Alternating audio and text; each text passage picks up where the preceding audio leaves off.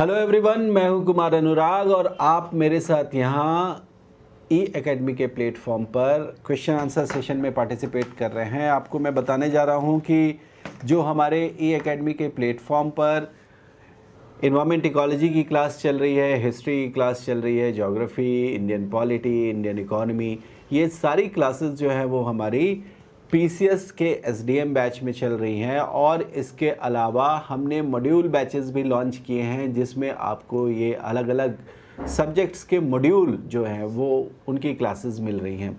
आप सबों से मैं बताना चाहूँगा कि यहाँ पर अभी तो हम एनवायरमेंट इकोलॉजी के कुछ क्वेश्चंस का डिस्कशन करेंगे, उसके आंसर्स आपको बताएंगे, वो आंसर आप समझ पाएंगे कि किस तरीके से हम क्वेश्चन सॉल्व करते हैं। लेकिन उससे पहले एक ज़रूरी अनाउंसमेंट जो मैं आप लोगों को बताना चाह रहा हूँ वो एक बार अपने स्क्रीन पर आप देखेंगे। वो अनाउंसमेंट है कि हम अपने यहाँ जो पीसीएस का एसडीएम बैच चला रहे हैं, इस एसडीएम बैच का एक बैच जो बैच फर्स्ट था ये तो सक्सेसफुली चल रहा है। उसके साथ ही हमने बैच सेकंड भी लॉन्च किया था कुछ दिनों पहले, जिसमें भी आप लोगों से बहुत प्यार मिला और इसमें भी बहुत सारे लोगों ने ऑलरेडी एडमिशन लिया है। लेकिन फिर भी अभी चूँकि ये बैच बहुत लंबा नहीं गया है, आप लोग जितने भी इच्छुक हैं, जो भी पीसीएस की तैयारी कर रहे हैं, जो भी एसडीएम बनने का ख्वाब देख रहे हैं, उनके लिए ये बैच बहुत ही फ्रूटफुल होने वाला है। क्योंकि इस बैच से आपके पीसीएस के एग्ज़ाम का जो जीएस का पोर्शन है वो प्री कम मेंस पूरी तरीके से तैयार होगा। ये पूरा प्री कम मेंस बैच है, यानी इसमें हम सिर्फ प्रीलिम्स के लेवल पर नहीं बात कर रहे हैं, हम जीएस के सारे सब्जेक्ट्स पर प्री के साथ साथ मेंस को ध्यान में रखते हुए भी आपको सारी चीज़ें बता रहे हैं। और जैसा कि आप कैप्शन पर देख पा रहे हैं, हमारी एक पूरी टीम है जो इस पीसीएस के एसडीएम बैच के लिए काम कर रही है। इस बैच को हमने लॉन्च किया था अभी कुछ दिन पहले और इस बैच में जो भी हमारी फैकल्टीज़ है वो बहुत ही एक्सपर्ट हैं। सभी मुखर्जी नगर दिल्ली में जो यहाँ के रिनाउंड इंस्टीट्यूशंस हैं वहाँ की फ़ैकल्टीज़ हैं और ये सारी फैकल्टीज़ अपने अपने सब्जेक्ट में पूरी तरीके से एक्सपर्टीज़ है। इनके एक्सपर्टीज़ का आप फ़ायदा उठाएं, आप इसका बेनिफिट उठाएं और अपने एग्जामिनेशन की तैयारी, जिस स्तर की तैयारी होनी चाहिए आप उस स्तर की तैयारी करेंगे। मैं एक एक करके फिर सबको इंट्रोड्यूस कर देता हूं, जितने भी शिक्षक आपको दिखाई दे रहे हैं हमारे कैप्शन पर। सबसे पहले हमारे जो सीनियर फैकल्टी हैं डॉक्टर एसएल सिंह सर, जो कि इंडियन पॉलिटी और गवर्नेंस यानी कि भारतीय राज्य व्यवस्था पढ़ाते हैं हमारे यहाँ, उसकी बहुत ही रिनाउंड फैकल्टी हैं। कई इम्पॉर्टेंट क्वेश्चन जो कोचिंग्स हैं उसमें सर पढ़ा चुके हैं और अभी हमारे साथ ई एकेडमी के प्लेटफॉर्म पर जुड़े हुए हैं। बच्चे बहुत ज़्यादा एंजॉय करते हैं सर की क्लास को और sir Indian constitutions, Indian polity को इतने सुलभ तरीके से आपको बताते हैं कि सारी चीज़ें जो है वो बहुत ही प्रॉपरली क्लास में याद हो जाती है। इसके अलावा हमारे पास एक और अनुभवी शिक्षक है जो चाणक्य आईएएस एकेडमी, उज्ज्वल आईएएस एकेडमी और भी कई जो बहुत ही प्रतिष्ठित संस्थान हैं मुखर्जी नगर में, संवाद आईएएस भी उनमें से एक है, सर वहाँ पर भी पढ़ाते हैं। ये हमारे सर हैं इंडियन इकोनॉमी और इंडियन हिस्ट्री के उपेंद्र सर।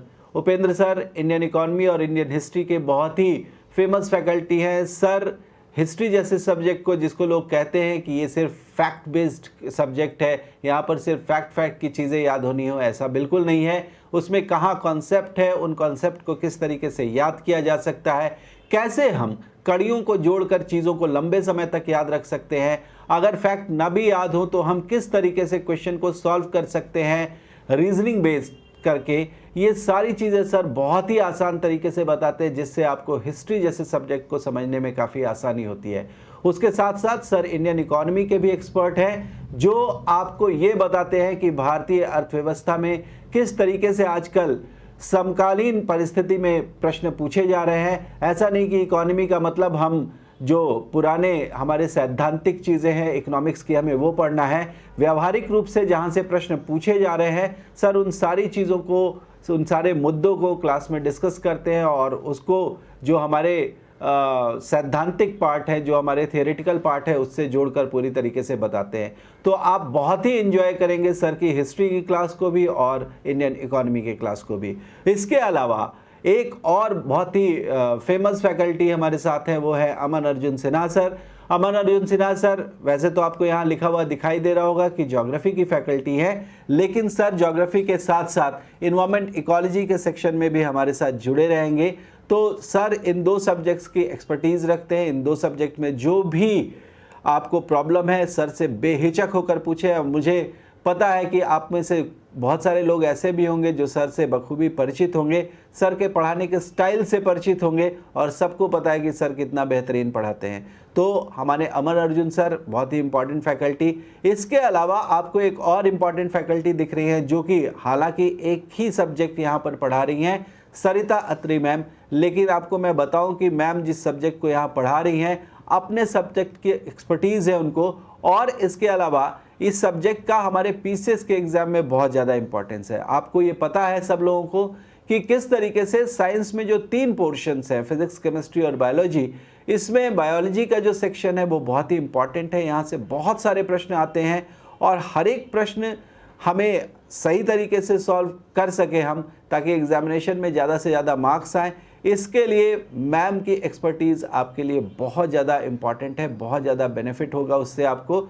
तो आप मैम के सारे अनुभवों का फ़ायदा उठा सकते हैं। इसके अलावा बाकी एक तस्वीर मेरी भी दिखाई दे रही होगी आपको। मैं कुमार अनुराग और मैं ई एकेडमी के प्लेटफॉर्म पर इस पीसीएस एसडीएम बैच में इन्वायरमेंट एंड इकोलॉजी के साथ साथ साइंस एंड टेक्नोलॉजी का सेक्शन भी लेता हूँ। ये दोनों ही सेक्शन आपके लिए बहुत ही महत्वपूर्ण है। आज के अगर हम प्रीलिम्स और मेंस के एग्ज़ाम को देखें तो प्रीलिम्स के एग्ज़ाम में इन्वायरमेंट इकोलॉजी के सेक्शन से कई सारे क्वेश्चंस जरूर रहते हैं। आप चाहे उनको ज्योग्राफी के साथ जोड़कर देखें या ज्योग्राफी से अलग हटकर इन्वायरमेंट इकोलॉजी के सेक्शन में जोड़कर देखें। ये सारे जो भी क्वेश्चंस इन्वायरमेंट इकोलॉजी से पूछे जा रहे हैं बहुत ही कंटेम्प्ररी, बहुत ही समकालीन है और आपको इनके विषय में जानना बहुत आवश्यक है, क्योंकि एक अधिकारी के रूप में आपको अपने पर्यावरण और उस पर जिस भी तरीके के कार्यक्रम चलाए जा रहे हैं उससे संबंधित इन सभी का ज्ञान होना बहुत ज़रूरी है। इसलिए ये सेक्शन आपके लिए जानना, पढ़ना, समझना बहुत ही ज़्यादा ज़रूरी है। इसके अलावा इस वैज्ञानिक युग में अगर हम टेक्नोलॉजी से पीछे रह गए तो निश्चित रूप से हम बहुत ज़्यादा पिछड़ जाएंगे। इसको ध्यान में रखते हुए हमारे पीसीएस के सिलेबस में साइंस एंड टेक्नोलॉजी का भी सेक्शन जोड़ा गया है। ये सेक्शन वैसे तो प्रीलिम्स में भी इससे क्वेश्चन पूछे जाते हैं, लेकिन मेंस के पॉइंट ऑफ व्यू से बहुत इंपॉर्टेंट है, क्योंकि यहाँ पर बहुत सारी तकनीकों के पीछे जो सिद्धांत कार्य करते हैं, जो उनकी विशेषताएं हैं, इन सभी चीज़ों को लेकर मेंस में बहुत सारे क्वेश्चन पूछे जाते हैं और इन क्वेश्चंस को सॉल्व करने के लिए आपको विषय वस्तु का ज्ञान होना बहुत आवश्यक है। तो ये 2 सब्जेक्ट मैं डील करूंगा पीसीएस एसडीएम के बैच में। तो आप देख रहे हैं किस तरीके से एक बेहतरीन टीम काम कर रही है यहाँ पर पीसीएस एसडीएम के बैच को चलाने के लिए, और हम सभी यहाँ पर पूरी तरीके से प्रतिबद्ध हैं कि हम आपकी तैयारी इस तरीके से कराएं कि ताकि आप न सिर्फ प्रीलिम्स बल्कि मेंस को भी बहुत सक्सेसफुली पास करें और अपने रास्ते को एसडीएम की ओर जाता हुआ देखें। ठीक है, तो मैंने आपको ये इम्पॉर्टेंट अनाउंसमेंट बता दी। इसके अलावा एक छोटी सी चीज़ और बताऊंगा।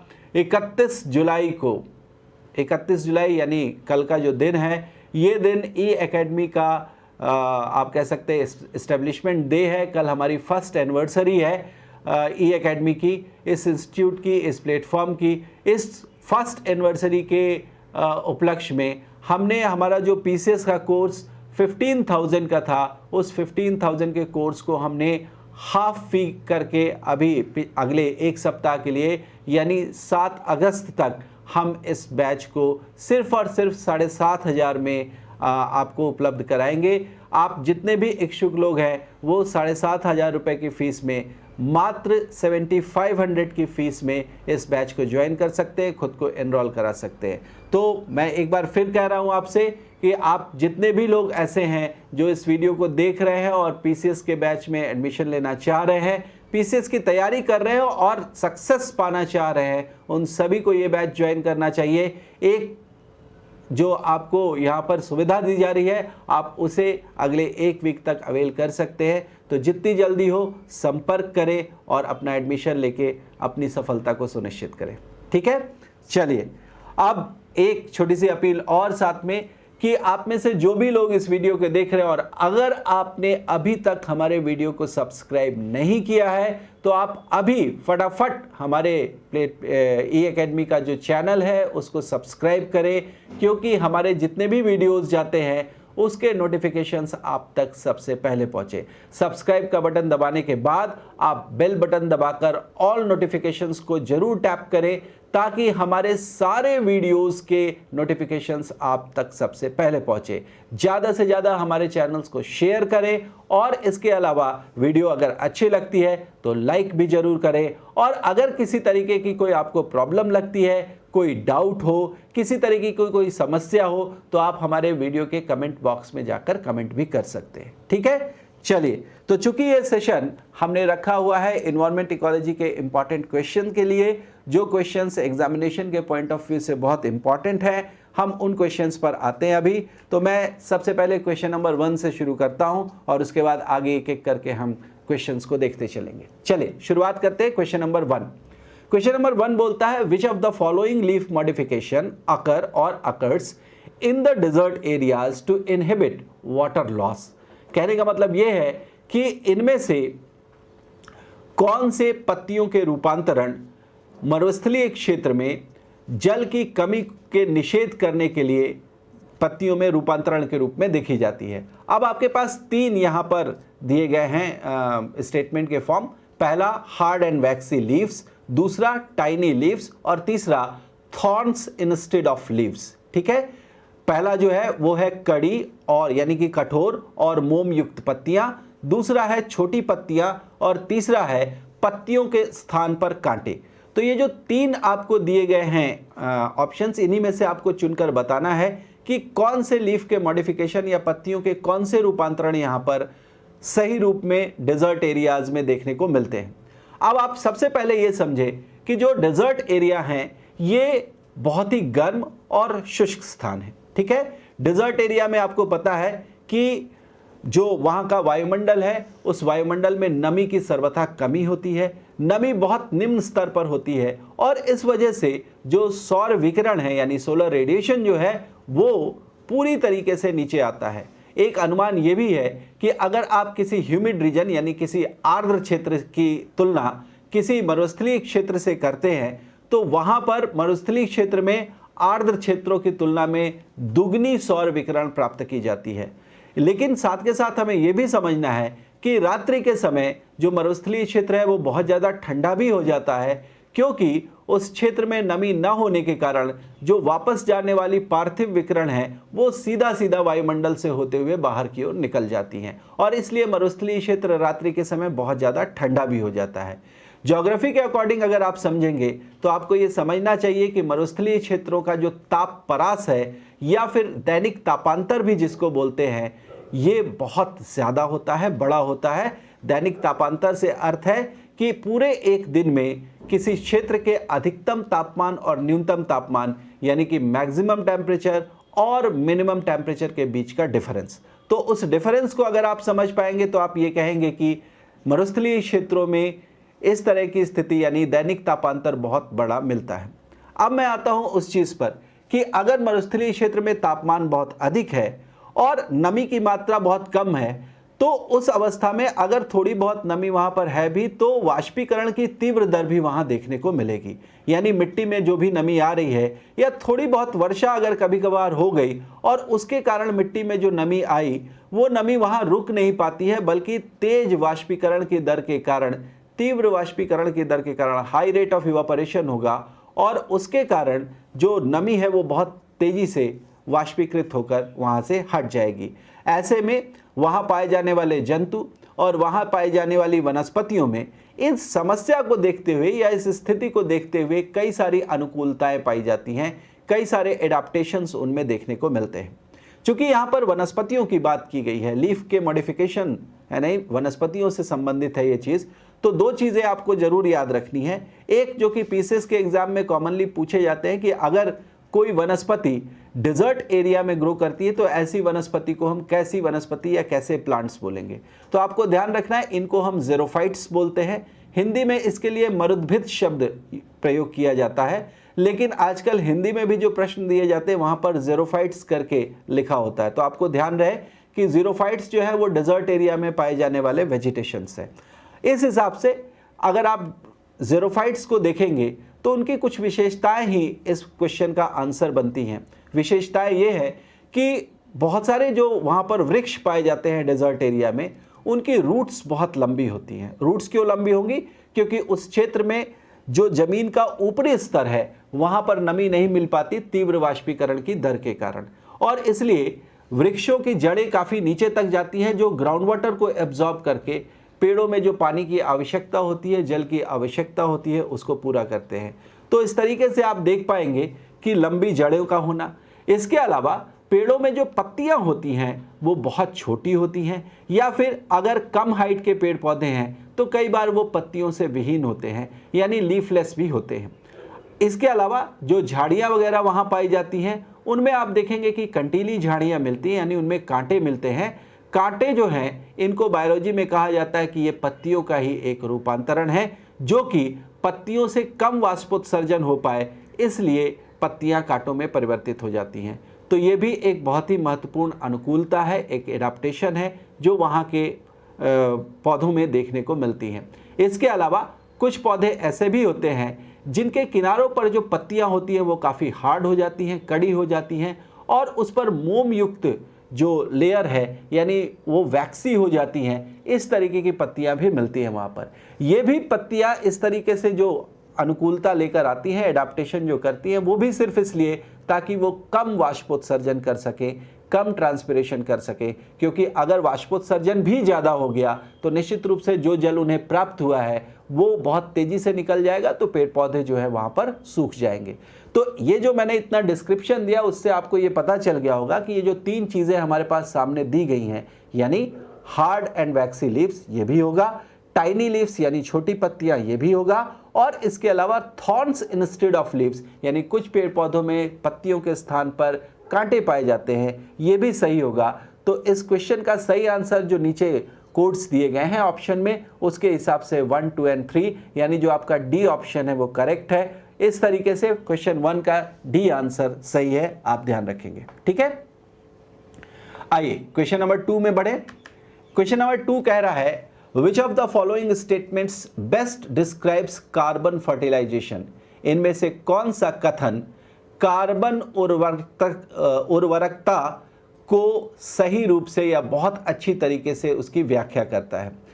कार्बन की उर्वरकता ये बहुत ही नया टर्म है, आपको बताऊं, और इस टर्म के साथ सबसे इंपॉर्टेंट चीज क्या है कि आपको ये समझना पड़ेगा कि यहां पर जो फर्टिलाइजेशन टर्म दिया हुआ है इसमें जो रूट वर्ड है वो फर्टिलाइजर है, वो उर्वरक है। आप इससे एकदम समझ के रखेंगे क्योंकि ये टर्म बहुत ही कंफ्यूज कर सकता है। फर्टिलाइजेशन जनरली हम बात करते हैं जब हम निषेचन की बात करते हैं, हिंदी में फर्टिलाइजेशन के लिए जो टर्म यूज होता है निषेचन होता है, और हम उससे कंफ्यूज भी हो सकते हैं। तो आपको मैं इसीलिए स्पष्ट बता रहा हूं कि यहां पर जो फर्टिलाइजेशन है इसमें रूट वर्ड फर्टिलाइजर है, ठीक है, उर्वरक है, इसीलिए इसकी हिंदी मैंने बताई आपको उर्वरकता। ठीक है, तो कार्बन उर्वरकता की बात की जा रही है। क्या है कार्बन उर्वरकता? अगर मैं शुरुआत में ही आपको समझा दूं तो आपके लिए आसानी होगी इन 4 ऑप्शंस में से सही आंसर ढूंढने का। देखिए, आप सब लोगों को पता है कि आजकल किस तरीके से जो मानव जनित गतिविधियां हैं, जो एंथ्रोपोजेनिक एक्टिविटीज हैं, उसके कारण वायुमंडल में पोल्यूशन बढ़ता चला जा रहा है, प्रदूषण बढ़ता चला जा रहा है, और उस प्रदूषण में एक बहुत बड़ा योगदान एक विशेष गैस का है जिसको हम कार्बन डाइऑक्साइड कहते हैं। कार्बन डाइऑक्साइड की सांद्रता लगातार बढ़ती चली जा रही है और यह विश्व के लिए समस्या बन गई है। लेकिन कार्बन डाइऑक्साइड की इस बढ़ती हुई सांद्रता का एक जो आप कह सकते हैं पहलू ये भी है कि जितना ज़्यादा कार्बन डाइऑक्साइड वायुमंडल में बढ़ रहा है, पेड़ पौधों के द्वारा फोटोसिंथेसिस यानी कि प्रकाश संश्लेषण की प्रक्रिया भी तीव्र होती चली जा रही है। प्रकाश संश्लेषण की तीव्र प्रक्रिया के कारण या उसमें जो वृद्धि हो रही है उसके कारण पौधों का विकास भी जो है वो ज़्यादा हो रहा है ना, यानी प्लांट ग्रोथ जो है उसमें इंक्रीज देखने को मिल रहा है। इसी चीज़ को ध्यान में रखते हुए इस नए टर्म की खोज हुई है जिसको हम बोल रहे हैं कार्बन फर्टिलाइजेशन या कार्बन उर्वरकता। इसका आप ध्यान रखेंगे, बहुत ही इंपॉर्टेंट टर्म है। मैंने पहले भी आपको बताया और फिर से बता रहा हूं कि फर्टिलाइजेशन टर्म का आप हिंदी अगर सोचें तो उसे कभी भी निषेचन नहीं सोचिएगा। यहाँ पर रूट वर्ड है फर्टिलाइजर, उर्वरक। और उर्वरक आप पेड़ पौधों में क्यों डालते हैं, खेतों में क्यों डालते हैं? ताकि वहाँ पर पेड़ पौधों का विकास अच्छा हो, उनकी ग्रोथ अच्छी हो। तो सेम चीज़ यहाँ पर अगर आप डाल दें तो आपका ए कथन जो है, स्टेटमेंट ए जो है, वही आपका करेक्ट आंसर है, जिसमें ये लिखा जा रहा है increased plant growth due to increased concentration of carbon dioxide in the atmosphere, यानी वायुमंडल में कार्बन डाइऑक्साइड की सांद्रता में वृद्धि के कारण पौधों के विकास में वृद्धि।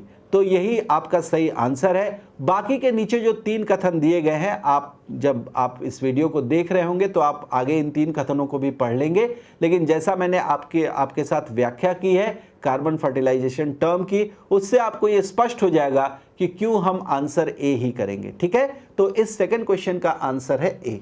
चलिए तीसरा क्वेश्चन देखें। तीसरा क्वेश्चन क्या कह रहा है? Why does the government of India promote the use of neem coated urea in agriculture? Bharat सरकार कृषि में नीम युक्त यूरिया के प्रयोग को क्यों प्रोत्साहित कर रही है? यानी आज गवर्नमेंट ऑफ इंडिया क्या कर रही है? नीम युक्त यूरिया का किसान इस्तेमाल करे, इसको बहुत ही प्रोत्साहित कर रही है। और न सिर्फ राज्य स्तर पर बल्कि पंचायत के स्तर पर यह हिदायत दी गई है कि हम किसानों को प्रोत्साहित करें कि वो नीम कोटेड यूरिया का इस्तेमाल करें अपने कृषि कार्य में। ऐसा क्यों है? इसको समझने के लिए हमें सबसे पहले ये समझना पड़ेगा कि ऑर्डिनरी यूरिया यानी जो सामान्य यूरिया है और जो नीम कोटेड यूरिया है, इन दोनों में क्या फ़र्क है। आप इस चीज़ को अगर समझ पाएंगे तो स्पष्ट रूप से मैं कह रहा हूँ आपको ये बहुत आसानी से समझ में आएगा कि इस प्रश्न का आंसर क्या होगा। इसमें जो 4 स्टेटमेंट दिए गए हैं उसमें से हमें कौन सा आंसर सही करना चाहिए। देखिए, ऑर्डिनरी यूरिया के साथ क्या है, जब हम खेतों में सामान्य यूरिया का इस्तेमाल करते हैं तो वो यूरिया, उसमें जितना भी नाइट्रोजन होता है उस नाइट्रोजन का मात्र 30 से 40% ही नाइट्रोजन खेतों में इस्तेमाल हो पाता है। बाकी का जो नाइट्रोजन है वो पूरी तरीके से डिग्रेड हो जाता है, या तो वो अमोनियम कार्बामेट में परिवर्तित हो जाता है, या फिर नाइट्रस ऑक्साइड में परिवर्तित हो जाता है, या फिर अमोनिया गैस के रूप में वायुमंडल में चला जाता है। जो अमोनियम कार्बामेट है इसका भी अगर आप देखें तो वो नाइट्राइट में परिवर्तित होता है और फिर डीनाइट्रिफिकेशन यानी विनाइट्रीकरण के द्वारा उसमें से नाइट्रोजन गैस को मुक्त कर दिया जाता है, जो नाइट्रोजन फिर से वायुमंडल में चली जाती है। कुल मिलाकर ये समझ में आता है कि सामान्य यूरिया का हम जिस मात्रा में इस्तेमाल करते हैं उस मात्रा में उसकी उपयोगिता नहीं है। दूसरी चीज़ आपको ये भी याद रहे कि यूरिया का इस्तेमाल अगर हम लगातार कर रहे हैं तो उससे मिट्टी के स्वास्थ्य पर भी प्रभाव पड़ता है, यानी सॉइल हेल्थ जो है वो सही नहीं रहता। और यूरिया के लगातार इस्तेमाल से सॉइल हार्ड हो जाती है, जिससे अगर हम हार्ड सॉइल में आगे चलकर खेती करना चाहें, कृषि कार्य करना चाहें, तो वो सही नहीं पड़ता और हमें खेत को फिर से तैयार करने के लिए काफ़ी मशक्क़त करनी पड़ती है। अब आते हैं नीम कोटेड यूरिया की बात करते हैं कि इस नीम कोटेड यूरिया के इस्तेमाल से हमें कैसे फ़ायदा हो सकता है सामान्य यूरिया के इस्तेमाल की अपेक्षा।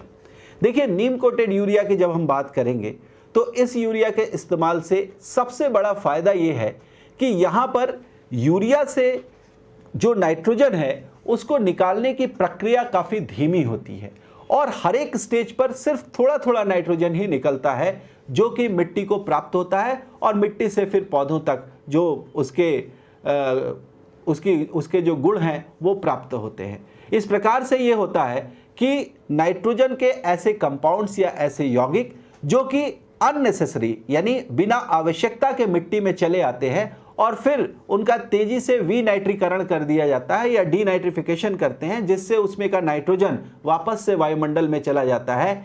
ऐसी प्रक्रिया देखने को नहीं मिलती।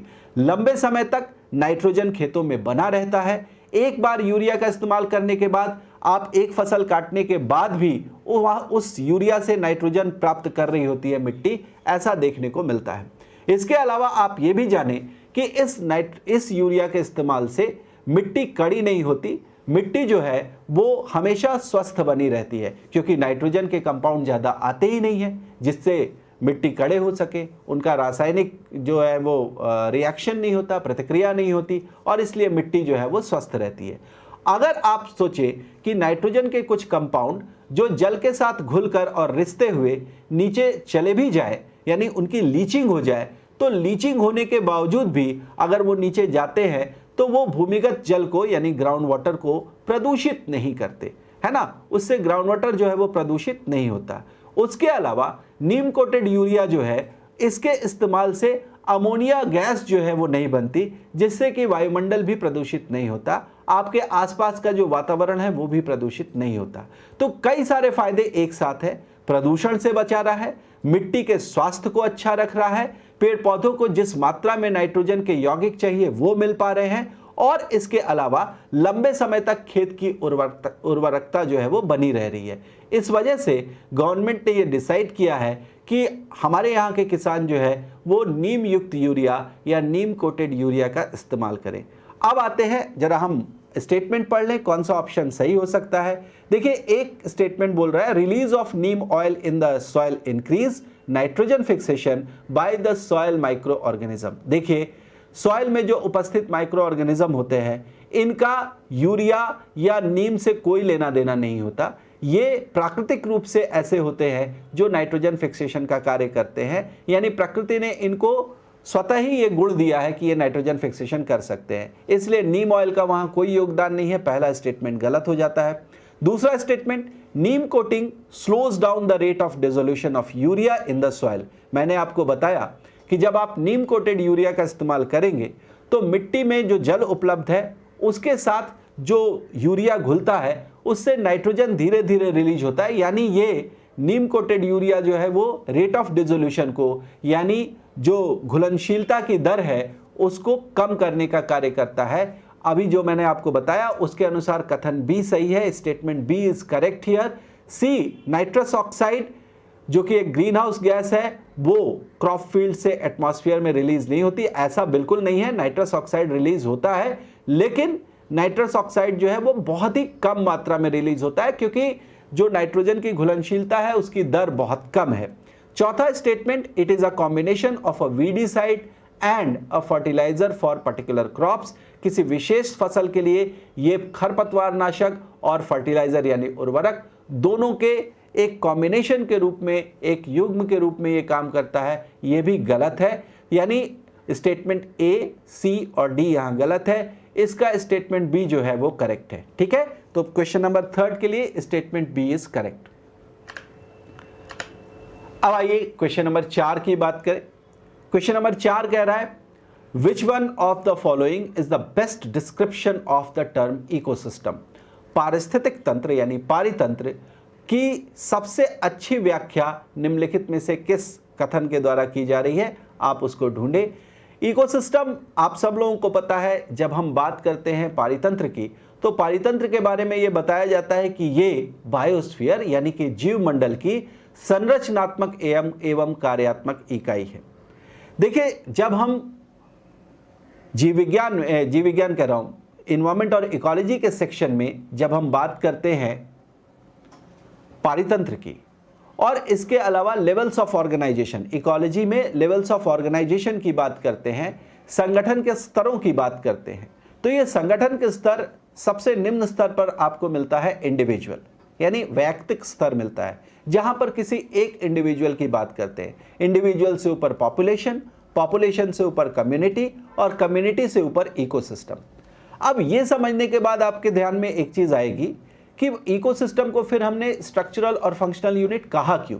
क्योंकि इकोसिस्टम से पहले कम्युनिटी है, उससे पहले पॉपुलेशन है, और पॉपुलेशन तभी बनेगा जब इंडिविजुअल्स एक साथ ग्रुप में देखने को मिलेंगे।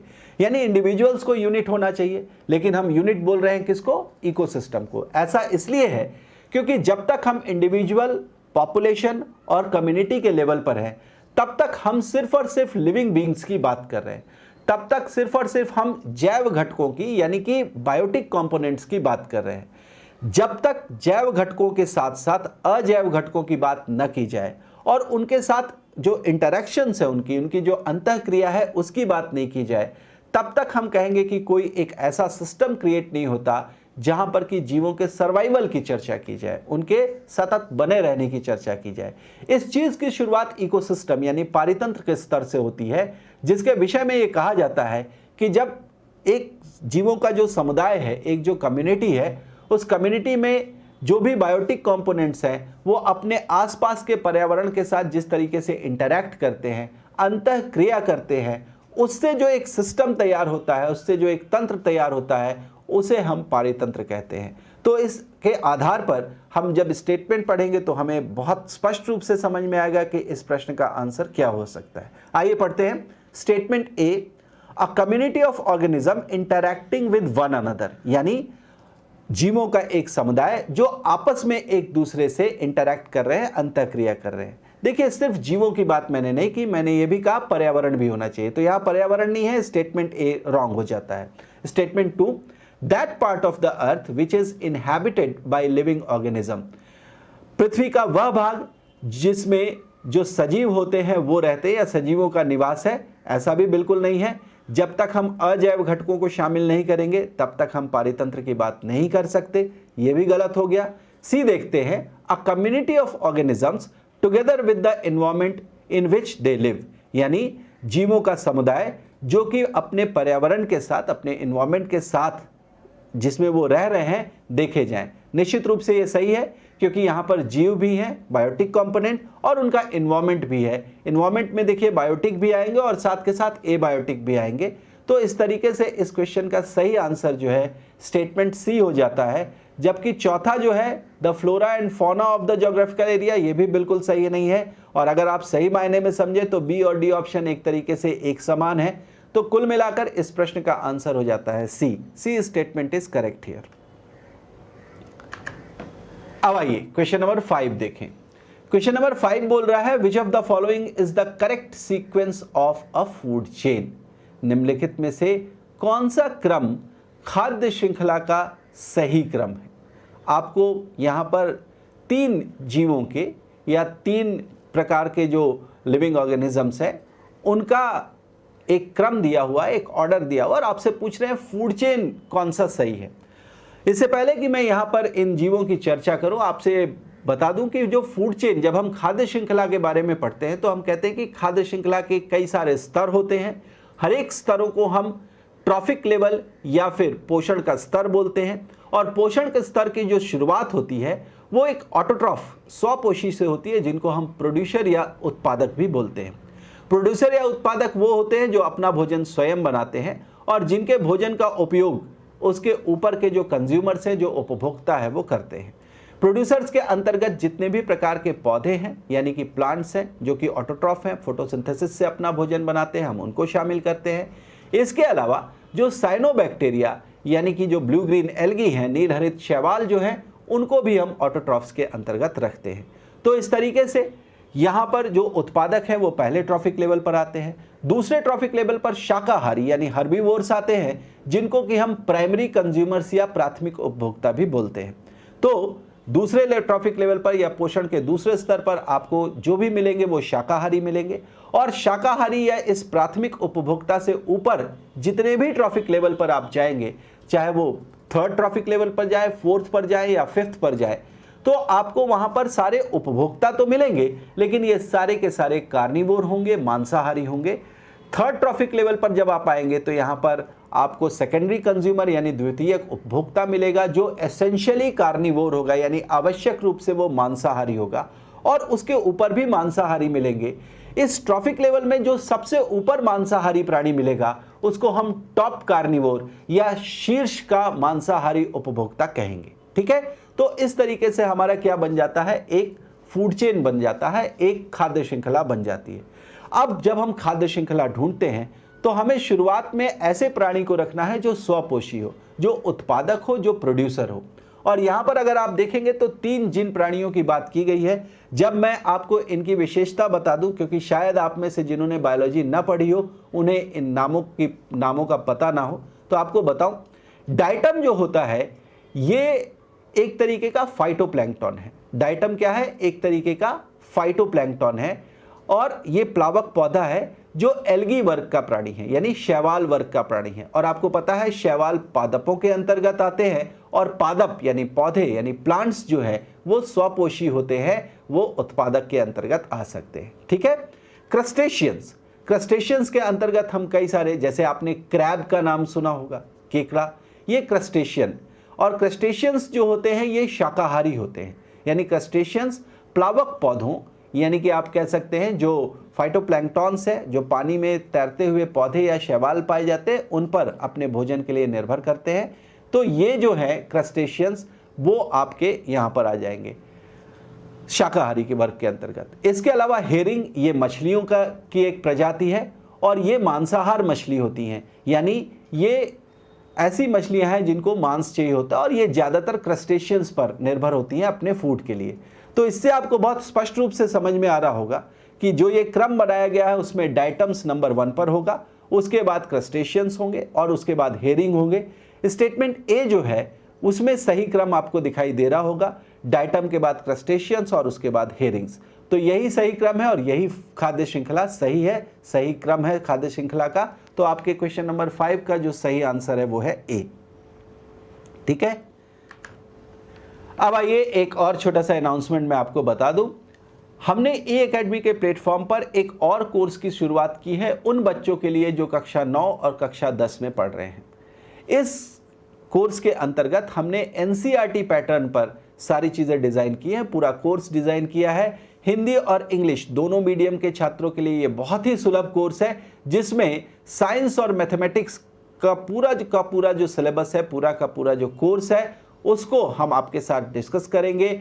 आपके घर में जो बच्चे हैं, आपके आस पड़ोस में जो बच्चे हैं, जो 9वीं और 10वीं की कक्षा में पढ़ रहे हैं और अभी स्कूल न खुलने के कारण ऑनलाइन में वैसे तो क्लासेस चल रही हैं सबके स्कूल में, लेकिन फिर भी अगर उन्हें समस्या है, उन्हें ये लगता है कि साइंस या मैथमेटिक्स उन्हें अच्छी तरीके से समझ में नहीं आ रहा है, तो वो हमारे इस कोर्स को परचेज कर सकते हैं। इन परचेज करने के लिए जो फ़ी है वो फ़ी आपको सामने कैप्शन पर दिखाई दे रही होगी, 10th क्लास और 9th क्लास दोनों के लिए। तो बच्चे कोई भी हैं वो हमारे इंक्वायरी नंबर पर फ़ोन कर सकते हैं और जो भी उपलब्ध जानकारी है वो उनको बहुत ही अच्छी तरीके से समझा दी जाएंगी। इस कोर्स का जो डेमो क्लास है वो आपको हमारे ऐप पर मिल जाएगा। ई एकेडमी के ऐप पर आप हमारे प्ले स्टोर से ऐप डाउनलोड करें। हमारे ऐप को डाउनलोड करने के बाद आप अगर 9th और 10th के जो एनसीईआरटी के कोर्सेज हैं वहाँ जाएंगे तो वहाँ आपको डेमो क्लासेस भी मिल जाएगी और आपको ये पता चलेगा कि हमारे यहाँ की फैकल्टीज़ जो 9th और 10th क्लास के लिए पढ़ा रही हैं वो कितने बेहतरीन तरीके से पढ़ा रही है, ताकि स्टूडेंट को सारी चीज़ें बहुत अच्छी तरीके से समझ में आ जाए। ठीक है, तो आपके घर, आपके आस पड़ोस और आपके परिचित में जो भी बच्चे हैं, आप उन तक ये संदेश जरूर पहुंचाएं कि इस 9th और 10th के कोर्स को परचेज करके वो साइंस और मैथमेटिक्स की जो प्रॉब्लम है उसको बहुत ही आसानी से सॉल्व कर सकते हैं। ठीक है, आइए अब नेक्स्ट क्वेश्चन की तरफ चलें। क्वेश्चन नंबर 6 बहुत ही इंपॉर्टेंट क्वेश्चन है। देखिए इस क्वेश्चन में क्या पूछा गया है। इन इंडिया क्लस्टर बीन यानी कि जो गवार है is traditionally used as a vegetable और animal feed, but recently the cultivation of this has assumed significance। Question में ये पूछ रहा है कि ग्वार फली जो है, जिसको हम परंपरागत रूप से सब्जी के रूप में प्रयोग में लाते हैं या फिर पशुओं के चारे के रूप में प्रयोग में लाया जाता है, इसका कल्टीवेशन यानी इसकी खेती को आजकल बहुत ज़्यादा महत्व दिया जाने लगा है। Which one of the following statements is correct in this context? यानी इस संदर्भ में कौन सा कथन सही है ये आपको बताना है। अब इसके विषय में भी मैं बता दूं जिससे आपको उत्तर ढूंढने में आसानी हो। ग्वारफली क्लस्टर बीन की जहां तक बात है, अभी तक तो हम इसे वेजिटेबल या फिर एनिमल फीड के फॉर्म में यूज कर रहे थे, लेकिन रिसेंट ईयर्स में ये खोज हुई है कि ग्वारफली का जो बीज होता है, इस बीज को क्रश करके जो हम पाउडर बनाते हैं, उस पाउडर से हम बहुत अच्छी क्वालिटी का गोंद एक्सट्रैक्ट कर पाते हैं। इससे हम गम एक्सट्रैक्ट करते हैं और ये जो गम है इसका महत्व बहुत ज़्यादा है आजकल। खासतौर से इसकी उपयोगिता इतनी ज़्यादा है, बाहर के देश में हम इसका ज़्यादा से ज़्यादा एक्सपोर्ट करते हैं। आपको मैं एक चीज़ और बताना चाहूँगा, भारत देश जो है वो क्लस्टर बीन का सबसे बड़ा उत्पादक है विश्व में।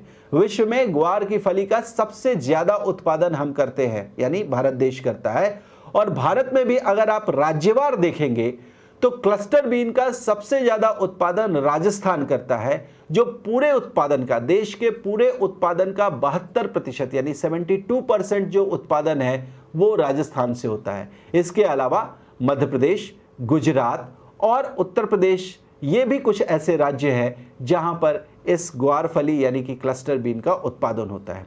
अब इसका उत्पादन कमर्शियल फॉर्म में किया जा रहा है, कमर्शियल रूप से किया जा रहा है, और इसके उत्पादन का जो मुख्य पर्पस है वो क्या है कि इसके बीज से हम गोंद निकाल रहे हैं। इसके बीज से पहले हम क्रश करके पाउडर बनाते हैं और फिर उससे गोंद प्राप्त करते हैं। और आपको बताऊं कि उत्पादन दर बहुत अच्छी है इसमें।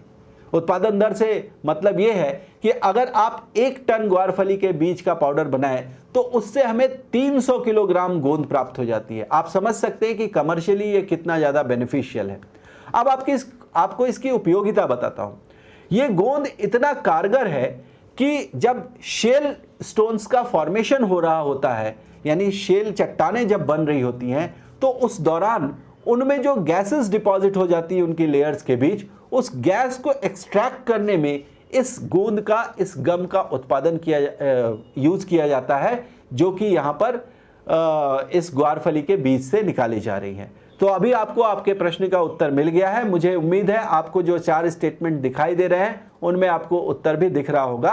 ए स्टेटमेंट में बोल रहा है the oil extracted from sheets is used in the manufacture of biodegradable plastic. बिल्कुल नहीं, बायोडिग्रेडेबल प्लास्टिक बनाने में इसका कोई उपयोग नहीं है। इसके लीफ से एंटी हिस्टामिन प्रॉपर्टीज जो है वो प्राप्त की जाती है, ये भी बिल्कुल गलत है। कोई हिस्टामिन रोधी गुण जो है वो इसके लीफ में नहीं होता, ना ही ये हाई क्वालिटी का बायोडीजल जो है वो उत्पादित करती है या उसका स्रोत है। मैंने जो बताया आपको वो यहाँ पर सही आंसर बी कथन में दिखाई दे रहा है। शेल चट्टानों से शेल गैस एक्सट्रैक्ट करने के लिए इसके सीड से जो गम बनाया जाता है उसका उपयोग किया जाता है, यानी स्टेटमेंट बी क्वेश्चन नंबर 6 का सही आंसर होगा। ठीक है, उम्मीद है आपको चीजें बहुत समझ में आ रही होंगी अच्छी तरीके से। आइए क्वेश्चन नंबर 7 देखते हैं। क्वेश्चन नंबर 7 बोलता है कंसिडर द फॉलोइंग ऑर्गेनिजम्स। इन जीवों की पहचान कीजिए, इन जीवों के बारे में विचार कीजिए। 3 जीव दिए गए हैं, एगैरिकस, नॉस्टॉक और स्पाइरोगैरा। फिर से आपके जीव विज्ञान के ज्ञान की परीक्षा है। बायोलॉजी आपको कितनी आती है इसके बारे में जानना जरूरी है। सो एगैरिकस, नॉस्टॉक, स्पाइरोगैरा। एगैरिकस एक तरीके का फंगस है, सामान्य भाषा में हम इसे मशरूम कहते हैं। नॉस्टॉक एक ब्लू ग्रीन एल्गी है, एक नील हरित शैवाल है जो कि फ्री लिविंग साइनोबैक्टीरिया है या फ्री लिविंग मुक्त रूप से रहने वाला, मिट्टी में मुक्त रूप से रहने वाला साइनोबैक्टीरिया है। और तीसरा स्पाइरोगैरा जो कि एल्गी यानी शैवालों की एक प्रजाति है। ठीक है, जो सामान्य रूप से पॉन्ड्स वगैरह यानी तालाबों में मिल जाता है। ठीक है, आपसे एक प्रश्न ये पूछा गया है which one of the following is और are used as bio fertiliser और बायो फर्टिलाइजर्स, यानी इनमें से कौन है जो जैव उर्वरक या उर्वरकों के रूप में उपयोग में लाया जाता है।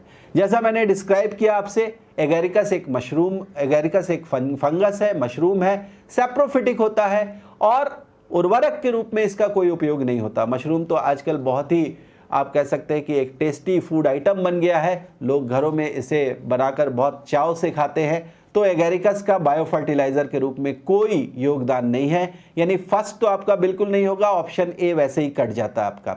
सेकंड आपसे पूछता है नॉस्टॉक, साइनोबैक्टीरिया, बिल्कुल सही। नॉस्टॉक नाइट्रोजन फिक्सेशन करता है और नाइट्रोजन फिक्सेशन करके मिट्टी में जो नाइट्रोजन फिक्स करता है नाइट्रेट और नाइट्राइट के फॉर्म में, ये बायो फर्टिलाइजर यानी जैव उर्वरक के रूप में पौधों द्वारा यूज कर लिया जाता है। तो सेकंड जहां भी होगा वो सही आंसर है, यानी बी और सी में से अभी हमें चुनना है, डी ऑप्शन आपका हट जाता है। थर्ड है स्पाइरोगैरा। स्पाइरोगैरा के लिए मैं आपको बताऊं कि ये एक बहुत ही महत्वपूर्ण शैवाल है जो सामान्य रूप से तालाबों और झीलों वगैरह में पाया जाता है और आजकल स्पाइरोगैरा से एंटीबायोटिक यानी कि प्रतिजैविक और एंटीवायरल जैसे जो मेडिसिन है उनको एक्सट्रैक्ट किया जाता है। तो बहुत ही महत्वपूर्ण शैवाल है, लेकिन इसका मिट्टी से कोई लेना देना नहीं है। मैंने पहले ही बताया ये शैवाल मिट्टी में नहीं पाया जा सकता, ये शैवाल पॉन्ड्स में, लेक्स में यानी वाटर बॉडीज में पाया जा रहा है, वो भी स्टैग्नेंट वाटर बॉडीज यानी कि स्थिर जो जलाशय हैं वहां पर पाया जा रहा है। तो बायो फर्टिलाइजर होने की इसकी भूमिका भी बिल्कुल नहीं है। थर्ड आपका हट जाता है। अगर थर्ड हट जाता है तो आप देखिए आपका सही आंसर क्या होता है। आपका सही आंसर है 2 ओनली, है ना, यानी बी ऑप्शन जो है वो आपका करेक्ट है। ठीक, चलिए क्वेश्चन नंबर 8 देखते हैं। क्वेश्चन नंबर 8 बोलता है which of the following aids और aid nitrogen to the soil. इनमें से कौन है जो कि मिट्टी में नाइट्रोजन मिलाता है। अब नाइट्रोजन कैसे आएगा भाई, नाइट्रोजन के कंपाउंड्स मिट्टी में कहीं ना कहीं छोड़े जाए, जिससे कि मिट्टी में नाइट्रोजन प्राप्त हो पाए। तो अभी आप देखिए 3 जो स्टेटमेंट्स दिए गए हैं, इसमें पहला है excretion of urea by animals, यानी जंतुओं द्वारा यूरिया का उत्सर्जन। जितने भी स्तनधारी जीव हैं वो यूरिनेशन करते हैं, वो मूत्र विसर्जन करते हैं और उसके साथ साथ वो यूरिया जल में घुलनशील जो यूरिया है, घुला हुआ जो यूरिया है वो मिट्टी में आता है। आप सब लोगों को पता है कि यूरिया जो है वो नाइट्रोजनस कंपाउंड है, नाइट्रोजन युक्त यौगिक है और इसके कारण अगर जीव यूरिया का एक्सक्रीशन करता है तो उसकी वजह से नाइट्रोजन की प्राप्ति होती है मिट्टी में। सेकंड बोल रहा है burning of coal by man, मनुष्य के द्वारा कोयले का दहन। निश्चित रूप से अगर आप देखें तो कोयले के दहन से कई अलग अलग प्रकार की गैसें निकलती हैं, उसमें नाइट्रोजन के भी कुछ कंपाउंड्स हैं जो गैसों के रूप में निकलते हैं। लेकिन मैंने बोला आपसे क्या, गैसों के रूप में निकलते हैं। इसका मतलब मिट्टी के ऊपर भी अगर आप कोयला जलाएंगे, कोयले का दहन करेंगे, तो वहां जो नाइट्रस ऑक्साइड के रूप में गैस निकल रही है वो गैस वायुमंडल में चली जाएगी, वो मिट्टी में नहीं आएगी और मिट्टी में नाइट्रोजन ऐड नहीं करेगी, मिलाएगी नहीं। तो जहां जहां 2 होगा ऑप्शन में वो हट जाएगा। 2 एक ही ऑप्शन में आपको दिखाई दे रहा है बी, तो ये आपका कैंसिल हो जाता है ना। 2 बी में है, ये कैंसिल हो गया। अब आपके पास ऑप्शन बचते हैं ए, सी और डी, 1 ओनली, 3 ओनली और 1 एंड 3 ओनली। तो थर्ड देखना जरूरी है, डेथ ऑफ वेजिटेशन, यानी कि वनस्पतियां जो नष्ट हो जाती हैं या उनकी मृत्यु हो जाती है, उसके बाद क्या नाइट्रोजन ऐड होगा। जिन लोगों ने भी नाइट्रोजन चक्र पढ़ा होगा या पोषण चक्र पढ़ा होगा अलग अलग चीजों का, उनको ये पता होगा कि जब जीव की मृत्यु होती है, जीव का मतलब मेरा यहां से है, जीव से मतलब है कि पेड़ पौधे और जंतु, जितने भी तरीके के जीव हैं सभी। तो जीवों के मृत्यु के बाद जब उनके शरीर का अपघटन होता है, जब उनके शरीर का डीकॉम्पोजिशन होता है, तो उसके डीकॉम्पोजिशन से अलग अलग तरीके के जो यौगिक है वो टूटते हैं और उन यौगिकों में जैसे प्रोटीन टूटा तो उससे नाइट्रोजन युक्त चीजें निकली, जैसे कार्बोहाइड्रेट टूटा तो उससे कार्बन युक्त चीजें निकली। तो इस तरीके से कई अलग अलग तरीके के कंपाउंड्स निकलते हैं। ये कंपाउंड मिट्टी में मिल जाते हैं, जिससे मिट्टी को अलग अलग प्रकार के उर्वरक जो है वो प्राप्त होते हैं। तो निश्चित रूप से अगर पेड़ पौधों की मृत्यु हो जाए तो उसकी मृत्यु से भी मिट्टी को नाइट्रोजन युक्त सब्सटेंसेस मिल सकते हैं और इस वजह से जो थर्ड आपका स्टेटमेंट है ये भी करेक्ट है। इस तरीके से अगर आप देखें तो जहां भी 1 एंड 3 होगा वही आपका करेक्ट ऑप्शन होगा। 1 ओनली भी नहीं है, 3 ओनली भी नहीं है, यानी C option is correct here और सी ऑप्शन है 1 एंड 3 ओनली। तो ये आप ध्यान रखेंगे, इस क्वेश्चन का सही आंसर है सी। ठीक है, आइए क्वेश्चन नंबर 9 देखें। 9th क्वेश्चन में 3 स्टेटमेंट्स फिर से दिए गए हैं और आपसे कहा गया है with reference to food chains in ecosystems consider the following statements, यानी पारितंत्रों में खाद्य श्रृंखला के संदर्भ में आप नीचे दिए गए कथनों को पर विचार कीजिए और फिर क्वेश्चन आपसे लास्ट में पूछ लिया गया विच of the statements given above is और आर करेक्ट, इनमें से कौन सा कथन सही है। तीनों कथनों पर जरा विचार करें। पहला कथन कह रहा a food chain illustrates the order in which a chain of organisms feed upon each other, यानी एक जो खाद्य श्रृंखला है वो ये दर्शाता है कि ऑर्गेनिज्म की एक श्रृंखला बनी है, जीवों की एक श्रृंखला है जिनमें से सभी एक दूसरे पर निर्भर हैं अपने भोजन के लिए। निश्चित रूप से ये सही है। मैंने पहले भी अभी आपसे इस सीरीज में ही ऊपर फूड चेन का क्वेश्चन आया था, उसमें आपको बताया था फूड चेन क्या है। जीवों की एक श्रृंखला बन रही है जिसमें उत्पादक से लेकर उपभोक्ता तक की बात मैंने की। उत्पादक सबसे पहले आएगा, फिर शाकाहारी जीव, फिर मांसाहारी जीव, फिर मांसाहारी जीव और फिर शीर्ष का मांसाहारी जीव जो है वो खाद्य श्रृंखला में देखा जाएगा। तो जीवों की एक श्रृंखला बन रही है, पहला स्टेटमेंट सही हो गया। दूसरा बोल रहे हैं food chains are found within the population of a species, यानी एक प्रजाति की जनसंख्या के साथ फूड चेन सिर्फ दिखाई देगा, ये गलत है। देखिए अभी मैंने आपको पीछे जो उदाहरण दिया उसमें देखिए डाइटम क्या हो गया था, शैवाल हो गया था। क्रस्टेशियंस वो एक अलग प्रजाति है, हेरिंग मछलियों की प्रजाति है, यानी एक ही प्रजाति के पॉपुलेशन के साथ फूड चेन नहीं दिखाई देगा, फूड चेन अलग अलग प्रजातियों के साथ दिखाई देगा। तो आपका सेकंड स्टेटमेंट गलत हो गया। सेकंड स्टेटमेंट आपके बी और सी ऑप्शन में दिखाई दे रहे हैं, तो ये दोनों ऑप्शन गलत हो गए और डी में नन है। तो अगर पहला ऑप्शन सही है तो डी भी आपका कट गया। देखिए कितनी आसानी से हम उत्तर तक पहुंच गए, हमारा उत्तर तो पहले ही मिल गया तीनों स्टेटमेंट को पढ़े बिना, है ना। 1 ओनली इसका सही आंसर हो जाएगा। लेकिन थर्ड भी मैं आपको समझा देता हूं। थर्ड स्टेटमेंट बोल रहा a food chain illustrates the number of each organism which are eaten by others, यानी कि प्रत्येक जीवों की संख्या को दर्शाता है एक फूड चेन जो कि खाए जा रहे हैं या जिनको दूसरों के द्वारा खाया जा रहा है। तो ये बिल्कुल नंबर्स की बात कहीं नहीं करते हम खाद्य श्रृंखला में। खाद्य श्रृंखला में तो सिर्फ हम ये दर्शाते हैं कि किस किस प्रजाति के जीव जो है वो एक दूसरे पर अपने भोजन के लिए निर्भर है। यानी थर्ड जो आपका स्टेटमेंट है वो भी बिल्कुल गलत है और इस क्वेश्चन का सही आंसर पहले ही मैंने बताया, ऑप्शन ए है 1 ओनली। ठीक है, अब इस सीरीज का लास्ट क्वेश्चन आज आपको बता रहा हूं। लास्ट क्वेश्चन जो है वो है what would happen if phytoplankton of ocean is completely destroyed for some reason. किसी कारणवश यदि महासागरों में प्लावक पौधे पूरी तरीके से नष्ट हो जाए तो क्या होगा, आपसे प्रश्न पूछा जा रहा है। 3 स्टेटमेंट देकर आपसे ये पूछ रहे हैं कि इनमें से करेक्ट जो स्टेटमेंट्स है वो कौन से हैं। आइए देखते हैं। स्टेटमेंट 1 कह रहा है the ocean as a carbon sink would be adversely affected. Carbon sink क्या है?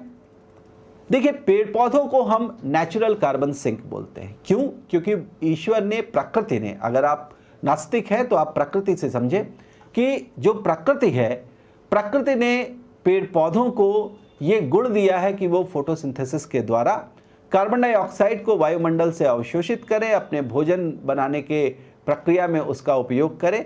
तो इस वजह से सिर्फ पेड़ पौधे ही ऐसे हैं जो कार्बन डाइऑक्साइड का अवशोषण कर सकते हैं और इन्हें हम नेचुरल कार्बन सिंक या प्राकृतिक कार्बन सिंक बोलते हैं। तो अगर आप ओशन में जो फाइटोप्लैंक्टन है यानी प्लावक पौधे जो हैं उनका भी काम वही होगा, वो भी कार्बन डाइऑक्साइड को अवशोषित कर रहे होंगे।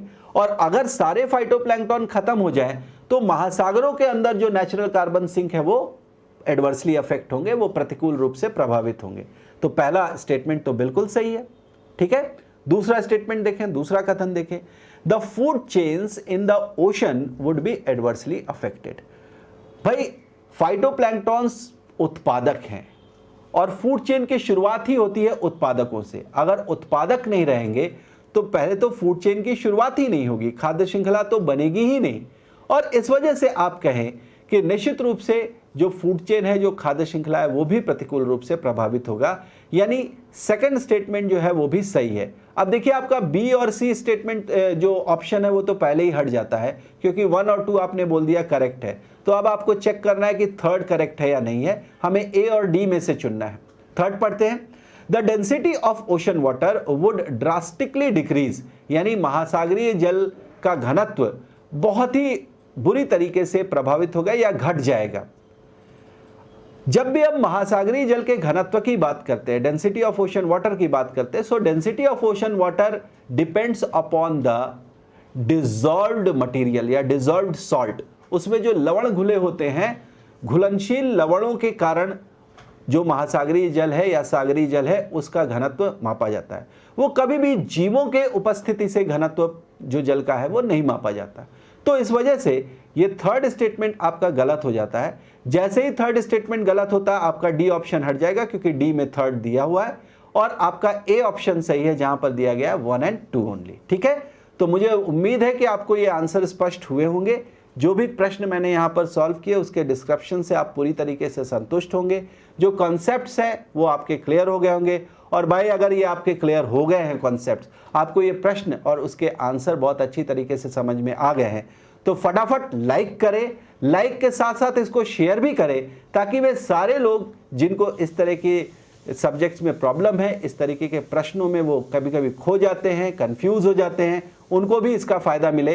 तो आप लाइक के साथ साथ शेयर भी करें। और फिर से मैं एक बार कह रहा हूं, जिन्होंने भी हमारे चैनल को सब्सक्राइब नहीं किया है और वो चाहते हैं कि इस तरीके की अच्छी वीडियोस उन तक पहुंचे, उसके नोटिफिकेशंस उनके पास सबसे पहले पहुंचे, तो हमारे चैनल को जल्दी से जल्दी सब्सक्राइब करिए। बगल में बेल बटन दिख रहा होगा, बेल बटन दबाकर ऑल नोटिफिकेशंस पर हिट करें ताकि हमारे सारे वीडियोस के नोटिफिकेशंस आप तक सबसे पहले पहुंचे।